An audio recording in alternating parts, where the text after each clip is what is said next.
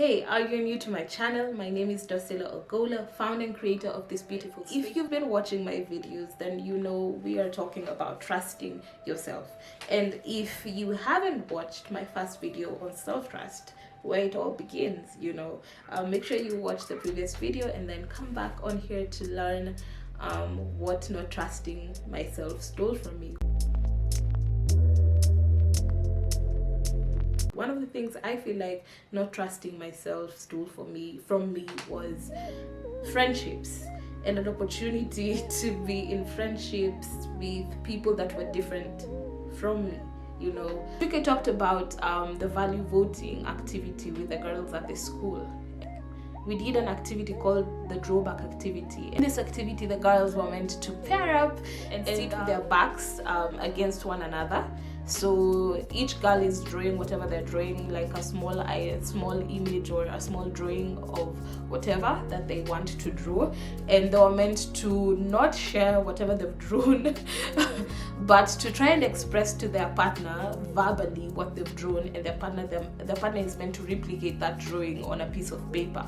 So as they were trying to do that activity, and I also did that activity, and I realized, oh my goodness, it's so hard to draw from whatever she's explaining to me, my partner, and it's so hard for me to explain to her what to draw from what I've drawn, So that was an activity that was very interesting, but it taught them and it taught me that sharing my values is okay, and it's okay if someone doesn't understand my values, and it's okay if I don't understand their their values and what they believe in, and we can both respect that and respect each other and move forward. And for me, just learning that it's definitely okay to be able to be different and still occupy the same space, to value different things and still occupy the same. A lot of my values were based on religion and Christianity, and everything is nuanced. It's not always black and white, and just as that is said, then there are things that were pros and others that were cons, and one of the cons was the loss of the trust in myself. Showed up as doubting my every decision, doubting everything that I did, doubting whether I should pick chemistry or physics, as simple as that. Doubting what career I should pick, like, would God be pleased that I want to be a doctor or I want to be a teacher, like, what would make God happy other than looking at Dosila, what are you good at, what do you want to do, what is within you that you want to do. But coming from a place of my heart is deceitful and all of that, like, you are not able to make any decision for yourself if you're not reading from a textbook. But it became so hard for me to be able to make these decisions for myself. Right around after high school, I was in uni, and I realized, some of the questions I have about life are really not questions that you can directly be answered from in the Bible. And even the people that tell you the Bible is clear, the Bible is not so clear. Let me just clarify. We actually have two creation stories. Where's the clarity in that, honey? Like, it's not clear.